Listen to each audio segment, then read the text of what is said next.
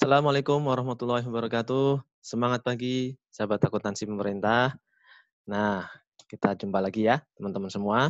Setelah rehat sebentar, kemudian berdiskusi mengenai akuntansi persediaan. Kali ini kita akan kembali membahas materi pertemuan ke-6, yaitu akuntansi piutang pemerintah pusat. Ya, PPT ini disiapkan oleh Bapak Ali Tafriji Biswan ya, dan sedangkan saya mengedit di beberapa bagian tertentu, dan saya coba menyampaikan ini sebagai bahan standar untuk seluruh kelas ya. Nah, fokus belajar kita adalah tentang akuntansi piutang ya. Sedikit banyak sudah kita singgung juga di akuntansi pendapatan kemarin ya. Nah, teman-teman harus paham dulu bahwasanya kalau teman-teman ingin pelajari piutang, maka teman-teman wajib membaca PMK ini ya, PMK 69 tahun 2014 tentang kualitas piutang dan penyisian piutang tak tertagih. Ya, ini wajib dibaca ya. Karena di situ ada ketentuan mengenai bagaimana KL ataupun melakukan penyisian piutang. Oke. Nah, kemudian secara umum kita tahu bahwa yang namanya piutang itu apa sih? Dia merupakan uang atau hak pemerintah. Ya, yang namanya uang pemerintah pasti dapat dinilai dengan uang. Diharapkan dapat diterima di masa yang akan datang kan gitu ya. Kita paham bahwasanya piutang itu ada piutang jangka pendek, ada piutang jangka panjang, ya. Kemudian kalau kita tahu utang jangka pendek itu seperti apa sih? Oh, berarti uang itu akan diterima, ya, baik di akibat perjanjian maupun kewenangan pemerintah atau akibat lain yang sah dalam waktu 12 bulan sejak tanggal pelaporan, ya. Jadi piutang kalau secara umum kita bisa gambarkan gini teman-teman ya. Piutang itu memang ada piutang jangka pendek, piutang jangka panjang, sesuai dengan periodisasi penyelesaiannya ya. Kalau diselesaikan dalam 12 bulan sejak tanggal neracanya, maka itulah piutang jangka pendek. Kalau lebih dari itu, maka piutang jangka panjang ya. Nah, sebelum membahas jauh ke sana, maka kita akan bedakan dulu nih. Saya akan berikan pertanyaan pancingan buat teman-teman. Apakah setiap piutang yang direalisasikan itu akan berakibat pada pengakuan pendapatan? Nah, tanya dulu nih. Apakah setiap piutang yang diselesaikan ya oleh wajib bayar atau oleh wajib pajak dalam konteks pajak ya, itu pasti implikasinya adalah ke pengakuan pendapatan. Paham? Ya. Nanti teman-teman bisa melihat bahwasanya tidak semua piutang kalau direalisasikan itu menjadi pendapatan. Tapi akan menjadi apa? Nah, nanti kita lihat di slide berikutnya, ya. Tuh. Memang secara umum piutang itu akan berpasangan dengan pendapatan ketika pengakuan awalnya. Tapi bisa juga pengakuan awalnya pun piutang tidak apa namanya? Tidak serta-merta diakui pendapatan di buku besar akrual, ya. Piutang seperti apa itu? Nanti ya. Nah, secara umum kita melihat bahwasanya bentuk atau wujud piutang ini macam-macam ya. Ada yang piutang karena pungutan ya. Piutang karena pungutan itu karena pajak, kena amanat undang-undang toh. PNBP juga amanat undang-undang. Piutang ini timbul karena apa? Tapi dokumen penagihan, STP segala macam ya. Di PNBP juga ada dokumen penagihan namanya SKP KB PNBP. Jadi ini kalau berdasarkan pungutan, piutangnya diakui seperti itu. Jadi kalau piutangnya pajaknya official assessment, pajak PBB atau pajak penghasilan yang kurang bayar, maka itu namanya pengakuan piutang karena adanya proses pungutan dari Fiskus gitu ya. Kalau yang self assessment kan nggak perlu ada pengakuan piutang karena kita nggak tahu kewajiban dia berapa. Setelah kita verifikasi, setelah kita periksa baru kita tahu dia kurang bayar atau lebih bayar. Ya. Kemudian ada piutang yang diakui karena perikatan. Contoh, ada pemberian pinjaman kepada BUMN BUMD. Nah, ini yang saya maksud nanti ya. Pemberian pinjaman kepada BUMN BUMD. Maka diakui ketika apa? Adanya realisasi pengeluaran pembiayaan dari kas negara. Ini tadi ya. Bahwasanya ada piutang yang ketika direalisasikan, dia tidak berimplikasi kepada pendapatan. Tapi dia akan berimplikasi pada penerimaan pembiayaan. Kenapa? Karena ketika ada pengakuan pertama kali piutang itu, implikasinya kepada apa? kepada penerimaan pembiayaan, pada pengeluaran pembiayaan, ya. Jadi itu ya, nanti ada namanya piutang pendapatan, ada namanya piutang pembiayaan. Ini bahasa saya ya. Ada piutang pendapatan, ada piutang pembiayaan. Jadi kalau piutang pendapatan ketika terrealisasi akan mengakibatkan pengakuan pendapatan. Tapi kalau pengakuan pembiayaan ketika terrealisasi akan menjadi penerimaan pembiayaan di jurnal kasnya. Ya, nanti kita lihat. Ini karena perikatan ya, kalau misalnya kita minjemin tadi kan pada awal kita ngaku sebagai pengeluaran pembiayaan. Ketika uang itu balik, ya kita akui sebagai apa? Penerimaan pembiayaan. Kemudian bentuk perikatan lain adalah kalau ada jual beli pemindah tanganan BUMN, ya. Maka pengakuannya ketika ada naskah perjanjian yang telah ditandatangani kedua belah pihak. Ngaku sebagai ya. Kemudian kalau ada imbalan fasilitas jasa gimana? Ini ya, ada yang penting ada naskah perjanjian. Kemudian yang tidak kalah serunya adalah ini yang sering kita bikin latihan kemarin, piutang karena ada putusan pemerintah ya, berupa TPA, khususnya TP dan TGR ya. Kalau TP TGR itu karena ada keputusan ganti rugi atau karena tuntutan perbendaharaan. Kalau TPA itu karena kita menjual barang atau barang milik negara dan membayarnya secara cicilan. Ini namanya tagihan penjualan angsuran. Nah, ini sebenarnya menarik kalau di sini dinyatakan telah BPN diakui pada saat RUPS ya. Secara umum memang logikanya seperti ini ya. Tapi kalau kita cek di apa namanya sistem akuntansi investasi pemerintah ya, itu mereka bilang kalau laba BUMN itu piutangnya ngakui nanti di akhir tahun ketika dividennya tidak dibayar. Karena bagaikannya dividen biasanya seringnya dibayar. Tapi kalau saya setuju dengan statement ini bahwasanya secara umum titik pengakuan kita mengakui dividen adalah ketika ada RUPS. Ketika RUPS sebenarnya pemerintah bisa klaim itu sebagai piutang. Dan kalau nanti kita cek di PMK tentang SAIP, tentang sistem akuntansi investasi pemerintah, maka ternyata pemerintah bikin kebijakan ngakuinya nanti di akhir tahun ketika dividennya tidak dibayar. Jadi kayak gini seperti hanya kita seolah-olah akan apa ya, menunda pengakuan piutang di awal. Ya, toh nanti kok dibayar. Dalam 1 bulan toh dibayar kan gitu ya. Karena ketentuan laba BUMN kan begitu, 1 bulan harus dibayar. Kalau enggak kena denda. Nah, tapi secara konsep sebenarnya laba BUMN itu sudah bisa diakui pendapatan akrualnya ketika RUPS.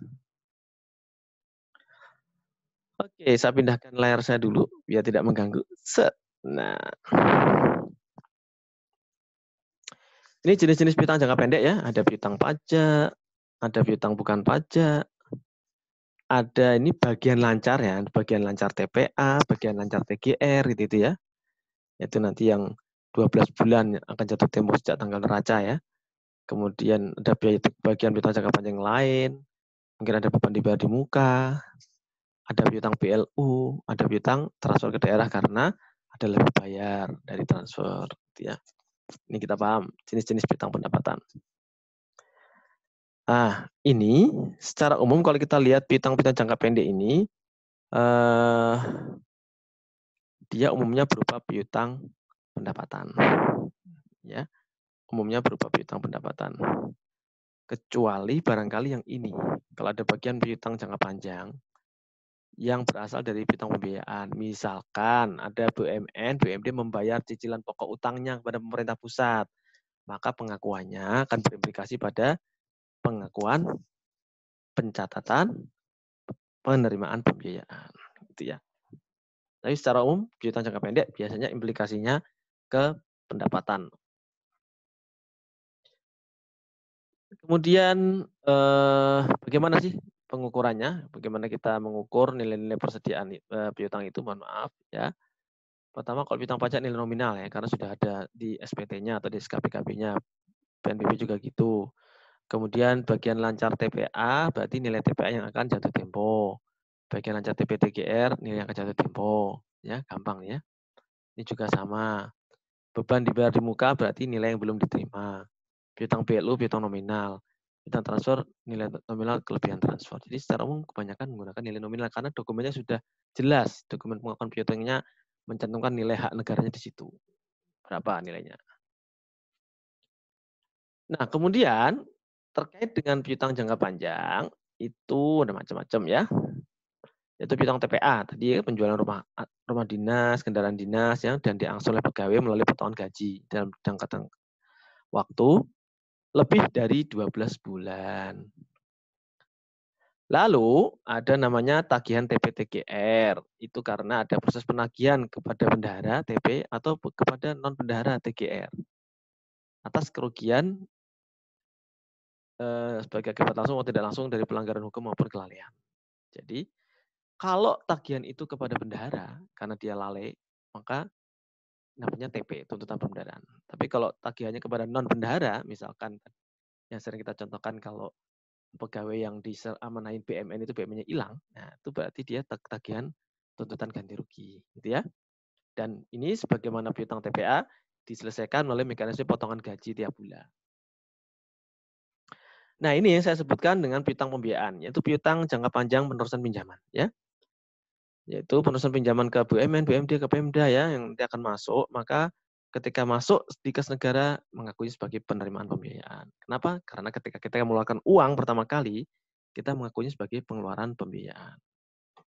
Tuh. Kemudian ada piutang jangka panjang kredit pemerintah ya.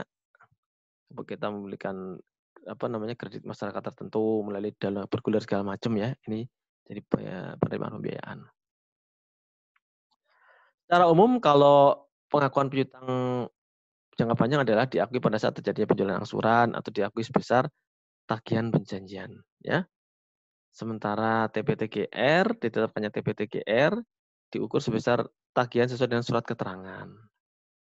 Sementara itu, untuk yang piutang jangka panjang lainnya, diakui ketika pemerintah sudah menagih kepada pihak lain sebesar nilai nominal yang ada di dokumen penagihan. Dan ya, jelas sampai sini ya, teman-teman ya.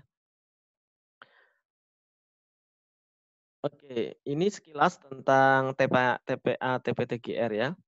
Contohnya ini misalkan A nih ya, ini prosedurnya dari sini A dulu. Dengan izin Menkeu, Satker akan bisa menjual aset tertentu, rumah dinas, misalnya kepada pegawai, maka jika diangsur lebih dari 1 tahun, ini namanya TPA, tagihan penjualan angsuran. Ya. Yang gimana tiap akhir tahun kita reklas sebagian menjadi bagian lancar TPA. Kemudian yang kedua adalah kalau ada kelalaian bendahara, maka berarti akan ada kerugian negara dong. Misalkan berangkasnya lupa dikunci, uangnya hilang, maka bendahara wajib ganti. Itu namanya tuntutan perbendaharaan. Maka dikenakan berdasarkan surat keputusan pembebanan. Ya. Dan contoh yang ketiga adalah gimana kalau PNS non bendahara lalai atau dinas dihilangkan, laptop hilang, dan macamnya. Maka itu juga kerugian negara wajib diganti namanya TGR. Ya, ini surat keputusannya bisa langsung dari pimpinan KL selaku pengguna barang ya. Dan pelunasan bisa 1 tahun atau lebih panjang dari itu sesuai dengan ini. Jadi setiap yang tertagih nanti akan menandatangani surat keterangan tanggung jawab mutlak dan atau surat atau adanya terbit surat ketetapan pengadilan. Ya, jika penyelesaian melalui pengadilan ya, itu ada surat ketetapan pengadilan. Jika enggak, cukup surat keterangan tanggung jawab mutlak. Pernyataan tanggung jawab mutlak ya. Ini contohnya surat seperti apa? Surat keterangan tanggung jawab mutlak ya. Mudah-mudahan Anda tidak sampai memproses ini. Dan nama, NIP-nya ya, segala macam ini ada beritanya bisa dibaca sendiri ya. Dalam jangka waktu 40 hari tidak menangani ini, maka apa yang harus kita lakukan itu ya. Jadi intinya kalau di SKTJM merasa bertanggung jawab atas kerugian negara dan bersedia mengganti, menyetorkan. Terus kalau ada tentang jaminan itu jaminannya enggak.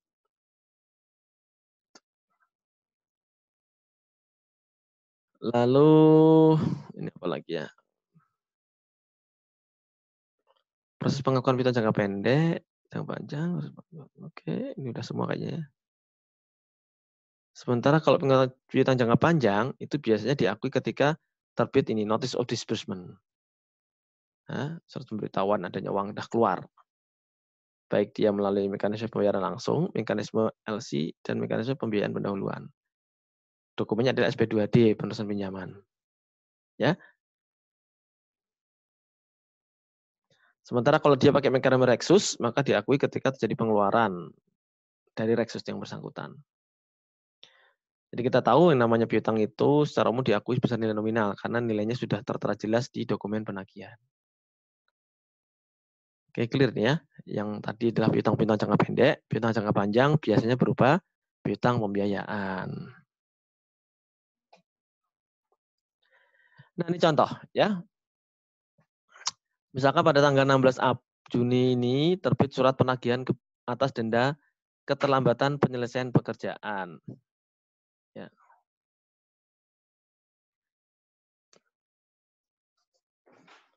Sebesar 10 juta. Maka jumlahnya adalah piutang PNBP pada pendapatan LO PNBP atau pendapatan PNBP LO sesuai dengan nama mapnya apa di sini ya. Kemudian ketika 31 Desember ini kan misalkan ada reklasifikasi atas TPA. Ini soalnya beda dengan ini ya. Yang diterima tahun depan adalah 12 juta. Maka direklas nih, bagian lancar piutang apa? Terus kreditnya adalah piutang jangka panjang sebesar 12 juta gini ya. Atau direklas. Jangan lupa kemarin soal latihannya banyak yang salah, tidak terlupa mereklas ini ya.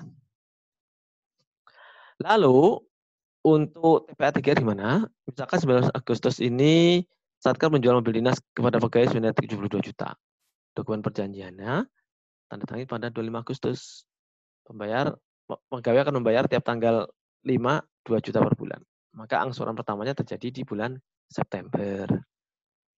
Nah, di tanggal 25 Agustus ini Satker tersebut mengakui TPA ya, tagihan penjualan angsuran. Kreditnya adalah pendapatan LO. Ya, ini karena di tanggal ini terjadi penandatanganan dokumen perjanjian.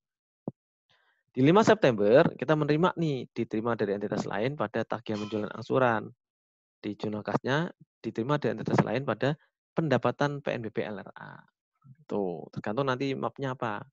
Biasanya ada namanya map untuk pendapatan dari tagihan penjualan angsuran. Nah, di 31 Desember, misalkan ada reklas piutang ya, 24 juta untuk 24 bulan mendatang, 12 bulan mendatang, maka jurnalnya adalah ini. Bagian lancar TPA pada tagihan penjualan angsuran ini yang sering terlupakan teman-teman ya. Sebesar apa? 24 juta ini dari mana?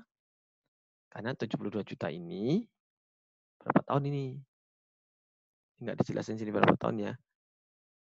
Kalau dia 5 juta 2 juta per bulan, berarti per 12 bulan ada 24 juta. Nah, gitu. Oke, clear ya, gampang kan? Nah, setelah bicara tentang piutang, maka kita tidak akan lari dari kenyataan bahwasanya kita mau nggak mau, suka tidak suka harus menghitung beban penyisihan piutang ya. Dan beban penyisihan piutang kita diatur di dalam PMK 69 yang tadi saya sebutkan di awal tahun 2014. Udah clear di sini nih. Sebenarnya apa sih tujuan kita melakukan penyisihan? Karena kita menganut metode ini, NRV, Net Realizable Value, supaya piutang yang disajikan di neraca adalah sebesar nilai bersih yang diperkirakan bisa direalisasikan. Maka harus dikurangi dengan penyisihan piutang. Ya. Nah, penyisihan piutang kita menggunakan metode pencadangan, jadi tidak langsung menghapus piutang. Jadi ada saldo akumulasi penyisihan piutang. Ya. Dan di PMK 69 juga dijelaskan apa yang dimaksud dengan kualitas piutang, istilahnya ini hampiran. Hampiran atas ketertagihan piutang yang diukur berdasarkan kepatuhan membayar oleh debitur. Jadi tingkat ketertagihan piutang lah sesuai dengan kepatuhan atau compliance dari debitur atau wajib bayarnya, ya.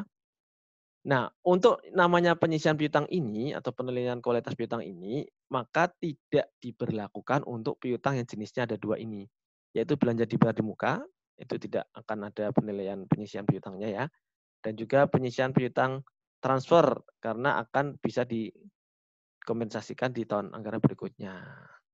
Jadi kalau ada piutang ini, dua piutang itu harus dihilangkan dulu, dihapuskan dulu dari perhitungan penyisihan piutang nanti gitu ya. Nah, penentuan kualitas piutang diatur macam-macam nih. Kalau dia pajak, nanti akan diatur secara rinci oleh Perdirjen Pajak. Demikian juga kalau kepabeanan diatur rinci dalam Perdirjen PP. Kemudian penerusan pinjaman diatur rinci oleh Perdirjen Perbendaraan. Jadi selain ketiga piutang ini, maka semua piutang mengacu secara umum pada PMK 69 tahun 2014 gitu loh. Oke. Nah, ini kebijakan penyisihan piutang itu berbeda antara KL dengan BUN. Jadi sebelum PMK 69 2014 ini, dulu kita punya PMK kalau nggak salah nomor 201 tahun 2011 tentang ini, tapi tidak membedakan antara penyisihan piutang KL dan BUN. Waktu itu kita punya masukan bahwasanya untuk penerimaan migas itu nggak bisa diberlakukan sebagai piutang sebagaimana piutang KL biasa. Maka kita minta dispensasi untuk migas di waktunya agak panjang. Maka muncullah PMK 69 2014 membedakan antara piutang KL dan piutang bendahara umum negara. Nah, tapi secara umum bahwasanya kualifikasi atau penilaian kualitas piutang baik di KL maupun BUN ada 4 ini ya. 1, dia piutangnya kualitas lancar. 2, piutang dengan kualitas kurang lancar. Yang ketiga, piutang dengan kualitas diragukan. Dan yang keempat, piutang dengan kualitas macet. Ini paling jelek nih macet ya. Oke. Untuk piutang KL yang namanya piutang itu kualitas lancar kalau dia belum dilunasi hingga tanggal jatuh tempo. Oke. Kalau kurang lancar, belum dilunasi hingga 1 bulan sejak surat tagihan pertama. Jadi kalau KL itu kriterianya adalah tagihan. Surat tagihan pertama, kedua, ketiga ini sebenarnya mengikuti ketentuan dari PP 29 tahun 2010 tentang tata cara perhitungan ini, apa namanya, bagian PNBP yang terutang. Ya. Ini PP 29 ini kan dulu hadir karena adanya Undang-Undang PNBP nomor 20 tahun 97. Tapi dengan adanya Undang-Undang PNBP yang baru, yaitu Undang-Undang nomor 9 tahun 2018, kemungkinan PP ini sudah tidak berlaku lagi. Nanti kita akan menghadirkan PP baru untuk mengatur tentang penentuan bagian terutang dari PNBP. Bisa jadi kalau PP itu berubah, maka kualifikasi piutang PNBP KL ini juga akan berubah. Gitu ya. Oke, itu kurang lancar kalau 1 bulan sejak tagihan pertama. Sementara di kualifikasi kedua adalah diragukan kalau 1 bulan sejak surat tagihan kedua. Kita anggap macet kalau sejak tagihan ketiga atau sudah dilimpahkan ke DJKN. Ini kalau mau bikin piutang macet harus pelan, harus hati-hati ya. Nah, baik piutang itu lancar, kurang lancar, dilakukan atau macet, keempat-empatnya sama-sama perlu disisihkan, yaitu kalau untuk lancar disisihkan 0,5%, ya. 0,5% ini sering disebut dengan 5 per mil, 5 per 1000. Kemudian kalau yang kurang lancar kita sisihkan sebesar 10%. Ini ada kata-kata setelah dikurangi dengan nilai agunan. Ini biasanya untuk piutang-piutang pembiayaan kan ada agunan, ya. Tuh. Kemudian diragukan disisihkan 50% dari piutang setelah diragukan setelah dikurangi nilai agunan. Dan macet disisihkan semuanya 100% setelah dikurangi nilai agunan. Ya. Jadi angkanya adalah 0,5%, 10%, 50% maupun 100%. Jadi maupun PNB piutang KL maupun piutang BUN nilai penyisihannya akan sama. Tapi yang membedakan nanti definisi yang di sini nih. Kriteria yang di sini. Kalau di KL concernnya adalah ke surat tagihan. Apakah tagihan pertama, kedua, atau ketiga. Tapi kalau di piutang BUN tinggal lihat ke surat tagihan. Lihatnya ada ke umur piutangnya berapa tahun. Nah, ini BUN ya. Disebut lancar kalau belum jatuh tempo, sama dengan tadi ya, yang KL. Nah, kalau yang kurang lancar dia belum dilunasi hingga 1 tahun sejak jatuh tempo. Ini benar-benar mengakomodir usulan kita dulu di piutang migas ya. Diragukan kalau belum dilunasi lebih dari 1 tahun hingga 3 tahun sejak jatuh tempo. Dan kita akan anggap macet 3 tahun ketika sudah melewati dari jatuh temponya belum dibayar. Ini kenapa 3 tahun? Karena dulu pengalaman kita punya kasus piutang overlifting dengan sebuah perusahaan asing di Amerika yang sampai 3 tahun itu baru selesai. Makanya kita berdasarkan pengalaman itu, ya kita usulkan 3 tahun. Ya. Lihat di sini, berapa yang disisihkan sama dengan yang di KL ya. 5 per mil, 10%, 50%, dan 100%. Nah, ini contoh tarif penyisihan piutang misalkan. Tadi kan teman-teman udah paham nih ya. Tarifnya 55%, 10%, 50%, 1% ya. Oke. Misalkan ada surat berharga yang diterbitkan oleh BI, surat berharga negara, garansi yang diblokir pada bank. Nah, ini misalkan jenis agunannya ini. Maka nilai yang dapat dikurangkan adalah 100%. Bisa dijadikan agunan ini. Karena ini kan surat-surat atau aset berharga yang risikonya rendah karena kan ditempatkan di BI ini atau berupa surat-surat berharga itu pasti akan kebayar lah. Tapi kalau agunannya berupa surat tanah yang SHM, maka 80% dari nilai hak tanggungan ya akan dikurangkan. Kalau dia baru HGB, hak pakai dan lain sebagainya, maka 60% dari NJOP. Jika baru berupa girik, maka hanya 5% dari NJOP yang bisa kita sisihkan sebagai dasar perhitungan penyisihan. Jadi ini agunan ini dihilangkan dulu, nilai agunan ini ya, dari perhitungan penyisihan piutang. Kemudian kalau dia berupa pesawat udara, maka 5% dari nilai hipotek. Kalau dia kendaraan bermotor, maka 5% dari nilai fidusia. Kalau pesawat udara dan sebagainya, 5% dari nilainya ya. Contoh di sini. Pada tanggal 31 Desember ditemukan data bahwa Satker memiliki tunggakan piutang PNBP sebesar 75 juta. Setelah dilakukan tagihan kedua, meskipun surat tagihan belum diterbitkan. Dan telah dilakukan tagihan yang kedua, meskipun surat tagihan belum diterbitkan. Jadi di sini Satker memegang agunan berupa tanah dan bukti kepemilikan surat girik ya dengan NJOP 50 juta. Maka gimana nih? Dia masuk kualitas piutangnya apa? Apakah sudah terbit tagihan kedua? Belum, baru tagihan pertama. Sehingga kita anggap kualitasnya adalah kurang lancar, ya. Karena di sini sudah dilakukan penagihan kedua tapi surat tagihannya belum ada. Jadi kita anggap masih surat tagihan yang pertama, ya. Maka di sini ini kurang lancar 10%. Karena asetnya kepemilikannya didukung hanya oleh bukti surat girik, maka nilai agunan yang bisa dikurangkan dari piutang hanya 50%. Jadi yang bisa kita kurang adalah nih 10% kan, karena tarif untuk yang kurang lancar, kali 75 juta setelah dikurangi dengan 50% kali nilai agunannya. Nilai agunannya 50 juta, maka hanya 50% dari nilai agunan itulah yang bisa dijadikan sebagai faktor pengurang untuk nilai piutang dalam perhitungan penyisihan piutang tak tertagih. Sehingga kita ketemu angka 5 juta. Ya, gampang ya. Oh, Pak, gimana kalau surat tagihan keduanya terbit? Kalau surat tagihan keduanya terbit, maka tarifnya bukan 10%. Dia berarti sudah tagihan yang kedua kan. Dan nggak bayar juga, maka dia menjadi diragukan nanti 50% tarifnya. Sehingga di sini nanti 50%, yang ininya ke sini sama. Gitu. Oke, gitu ya teman-teman ya, gampang. Kapan kita bisa menghentikan pengakuan piutang? Pertama, pengakuan piutang itu ya kalau dia dilunasi. Jadi kita nggak lagi piutang, ya sudah jelas.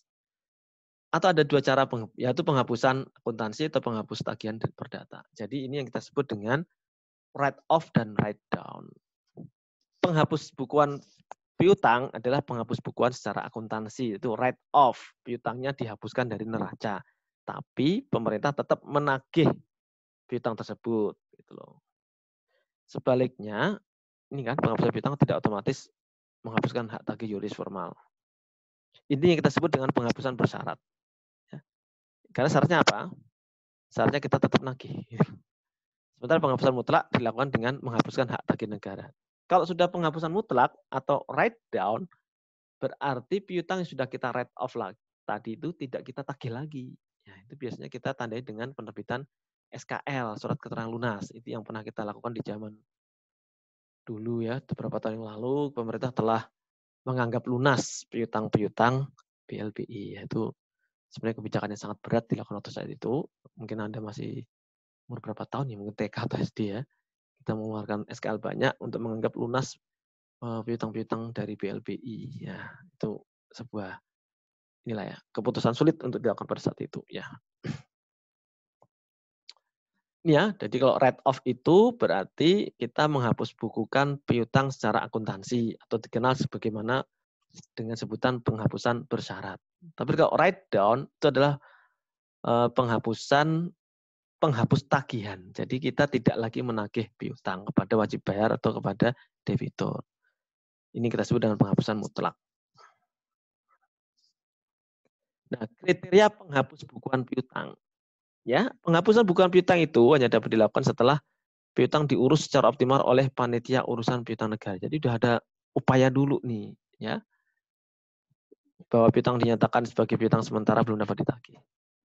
Jika masih terdapat sisa utang, namun penanggung utang tidak mampu lagi dan barang jaminan tidak ada, dan sudah dicairkan sudah habis-habis nggak cukup juga ya, maka ini akan kita hapus bukukan. Ini mengenai penghapusan piutang diatur di dalam Undang-Undang Perbendaharaan Nomor 1 Tahun 2004, bahwasanya kalau penghapusan piutang secara bersyarat yaitu write off ini sampai dengan 10 miliar itu menjadi kewenangannya Menteri Keuangan. Tapi kalau udah lebih dari 10 miliar sampai 100 miliar menjadi kewenangannya Presiden. Ya. Sementara kalau sudah lebih dari 100 miliar, Presiden dengan persetujuan DPR, perlu persetujuan dulu. Makanya kita dulu pernah mengkonversi piutang migas 9,1 triliun, itu gede banget kan. Kita berkali-kali datang ke DPR minta persetujuan. Kita konversi menjadi PMN, penyertaan modal negara. Nah ini teman-teman nanti kalau ada yang ditempatkan di KPKNL ya, ini ada kepala kantor, subak umum ya, ini seksi-seksi ini yang menangani apa namanya penagihan piutang ya, seksi piutang negara, ada yang menangani penilaian, lelang, segala macam ya.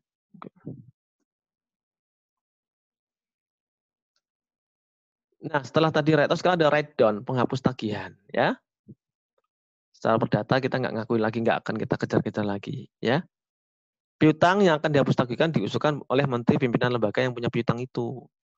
Dan juga setelah lewat 2 tahun sejak tanggal penetapan penghapus bukuan. Jadi setelah dihapus bukukan, 2 tahun kemudian nggak ada progresnya, maka ya inilah dihapus tagihkan. Penanggung utang sudah tidak punya kemampuan untuk menyelesaikan sisa kewajibannya yang dibuktikan dengan keterangan dari pejabat berwenang. Jadi biasanya kalau debitunya nggak sanggup, kita tanya ahli warisnya sanggup nggak. Kalau masih sanggup ya udah kita akui sebagai penerimaan pembiayaan terus. Tapi kalau sudah enggak ya mau nggak mau kita write off kemudian di write down.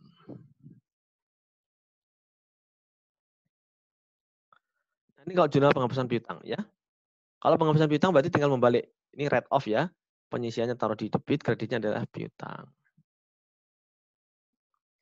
Lalu gimana Pak setelah dihapus bukukan ternyata ada penerimaan piutang yang sudah kita write off dari neraca tadi ternyata di kemudian hari kembali jadi uang. Maka kita ngakui detail pada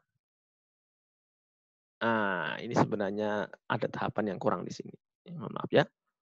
Jadi kalau ada penghapus bukuan piutang, maka jurnal pertama kita mengembalikan piutangnya dulu nih. Piutang ya pada penyisian piutangnya. Baru setelah itu kita mengakui adanya detail pada kreditnya adalah piutang ya. Bukan ini ya, nanti salah.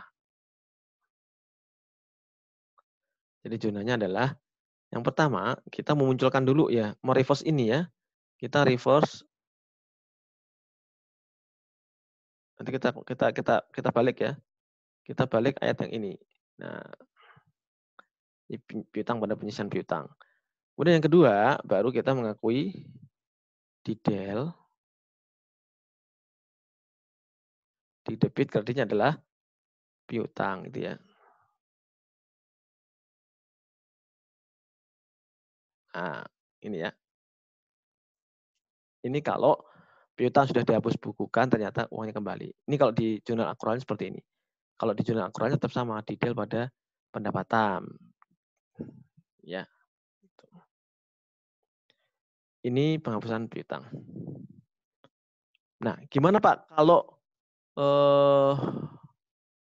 piutangnya itu diterima setelah dihapus tagihkan, ya. Sudah kita anggap lunas nih. Tahu-tahu ternyata wajib apa namanya? Ahli warisnya tuh udah punya duit banyak, dia merasa masih punya utang sama negara, dibayarin, ya. Maka jurnalnya adalah mendebit diterima dari entitas lain, mengkredit pendapatan lain-lain. Baik di jurnal akrual maupun jurnal kas, gitu ya. Jadi kalau karena penghapus tagihan, maka jurnalnya adalah detail pada pendapatan lain-lain. Ya, pendapatan lain. Aduh susah nih, mohon maaf. Pendapatan lain-lain. Ini kalau Kalau write down-nya. Oke, clear ya teman-teman ya. Bagaimana kita menyajikan piutang? Jelas piutang ada di neraca, ya. Ada piutang jangka pendek, ada piutang jangka panjang. Kemudian adanya saldo penyisian piutang sebagai kontrak akun piutang. Benar, ini karena konsekuensi dari metode NRV, Net Realizable Value. Penyajian piutang dalam mata uang asing menggunakan ditransaksikan ke dalam rupiah dengan kurs tengah Bank Indonesia. Kemudian selisihnya akan kita lihat sebagai kenaikan atau penurunan ekuitas pada periode berjalan. Ini sebenarnya di sini nanti ada namanya unrealized gain, unrealized loss untuk pengakuan selisih kurs. Ini sebenarnya di akuntansi bunnya nanti ya. Kemudian ada bunga, denda, komitmen fee muncul dari piutang jangka panjang, diakui sebagai piutang jangka pendek. Jadi kalau ada bunga, denda, komitmen fee, penalti, dan biaya lainnya timbul karena piutang jangka panjang, maka justru itu sebagai piutang jangka pendek. Jadi anaknya ya, anak dari pendapatan atau dari piutang ini bisa jadi piutang jangka pendek. Kemudian pengungkapan piutang kita tahu ya, ada kebijakannya, rincian jenis piutangnya, kemudian kejelasan penjelasan piutang di KPKNL manakala sudah ada kasus yang dilimpahkan di sana ya, ada jaminan atau tidak. Ya. Nah ini tambahan keterangan. Piutang sudah dihapus bagikan, memang tidak lagi disediakan di neraca, tapi tetap dicatat secara extra countable of balance sheet piutang. Sedangkan penyisian piutang yang penagihannya diserahkan kepada DJKN, maka piutang itu tetap diakui sebagai piutang satker yang bersangkutan. Misalkan Kementerian Luar Negeri atau Kementerian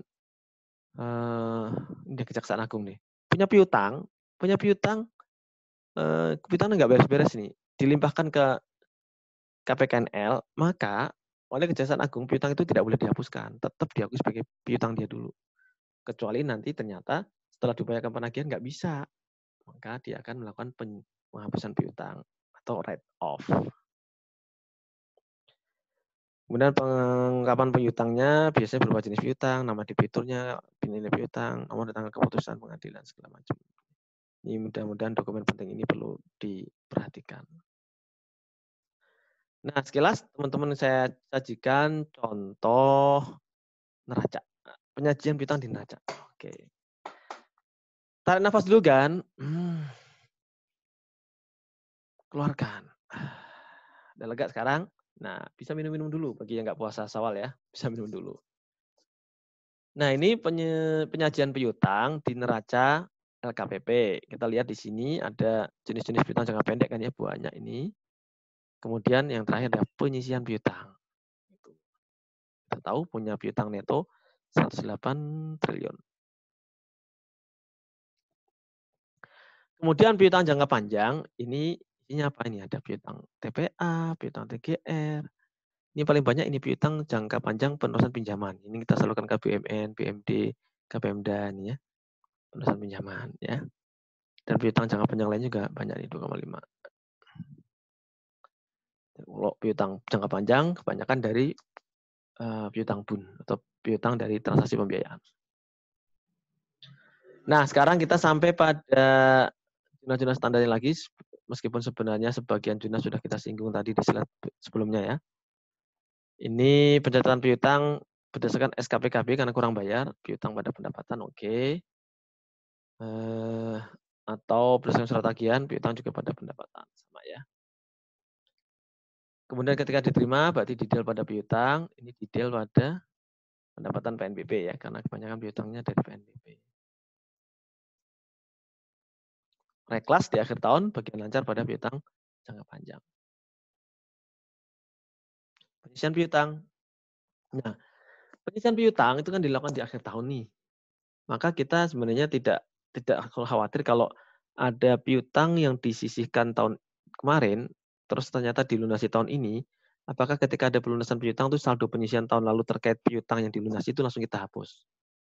Itu sering jadi pertanyaan, Pak ya, tahun lalu kan kita ada penyisiannya Pak, gimana? Apa setiap ada piutang yang tadinya kita sisihkan, misalkan ada piutang 100 nih, dari 100 ini kita sisihkan 5, ya. Kemudian ternyata yang 100 ini kita terima semua di tahun ini. Maka apakah penyisian yang dulu diakui di akhir tahun sebesar 5 tadi, otomatis langsung kita hapuskan pada saat transaksi pengakuan piutang, pengakuan pelunasan piutang. Gimana menurut teman-teman? Perlu nggak? Tidak perlu. Karena toh nanti di akhir tahun kita akan hitung secara total piutang itu sebenarnya kita akan mengakui tambahan beban penyisian piutang atau bahkan mengurangi beban penyisian piutang manakala misalkan yang tahun lalu kita ngakui ada penyisian piutang banyak ternyata piutangnya lunas semua, otomatis kan saldo penyisian piutangnya ini jadi overstated toh, karena nggak ada piutang yang outstanding banyak kok penyisiannya banyak. Jadi penyisian itulah yang akan kita balik ya. Penyisian di debit, kreditnya adalah beban penyisian piutang tak tertagih. Jadi bebannya negatif, atau dengan lain dia akan menambah ekuitas kan gitu. Kadang-kadang saya suka ngajarinya penyisian piutang tak tertagih pada koreksi ekuitas. Dalam hal nilai yang disisihkan itu ternyata berdasarkan hitung-hitungan PMK 69 2014 itu lebih kecil dibandingkan saldo penyisian piutang di akhir tahun yang bersangkutan. Jadi makanya pencatatan penyisian piutang kan bisa aja penyisihannya di debit, bisa aja di kredit kan gitu. Ini tadi pencatatan kembali piutang yang sudah dihapuskan ya. Tadi kan ini kan jurnal ini kan tadi lupa di slide berikutnya. Tadi saya tambahin sendiri kan. Ini dulu munculkan dulu piutang pada penyisian. Kemudian baru detail pada kalau yang dihapus tagihkan maka detail pada pendapatan lain-lain toh, pendapatan PNB lainnya tuh. Detail pada pendapatan PNB lainnya, pendapatan lainnya itu. Benar kan? Gampang. Nah, ini unik nih. Pak, gimana kalau piutang itu kita konversi menjadi instrumen investasi? Ingat, kalau kita piutangnya adalah piutang KL atau piutang BUN di luar SAIP, di luar BUN yang 9903, maka kita nggak bisa serta-merta mengakui dengan catatan di sini langsung investasi permanen pada piutang. Loh, yang nyatat investasi siapa? Kan KL nggak boleh nyatat investasi. Investasi nyatat BUN. BUN-nya pun BUN spesifik 9903. Sehingga ketika ada konversi piutang menjadi taruhlah surat berharga berupa saham atau obligasi, maka kita nggak bisa mengakui di sini debitnya adalah investasi permanen, kreditnya adalah piutang, nggak bisa. Jadi kita alihkan dulu asetnya seolah-olah kita mengalihkan piutang kita ke BUN 9903. Itu berupa transfer keluar, kreditnya adalah piutang. Nanti bagi BUN yang mengakui adanya konversi piutang menjadi investasi, maka dia akan mengakui BUN 9903 investasi permanen, kreditnya adalah transfer masuk. Itu. Jelas ya? Terima kasih dan selamat mengerjakan soal latihan. Kita akan diskusi setelah yang satu ini ya. Tetap semangat teman-teman ya. Salam sehat selalu, jaga kesehatan Anda karena UTS insya Allah 2 pekan lagi harus Anda hadapi. Tolong hadapi dengan penuh kebahagiaan. Dan kalau masih ada yang sulit, bisa kita diskusi lewat WA ya. Dan kita akan latihan setelah ini. Sampai jumpa pekan depan dan tetap semangat. Salam sehat selalu. Stay home saja. Assalamualaikum warahmatullahi wabarakatuh. Semangat pagi.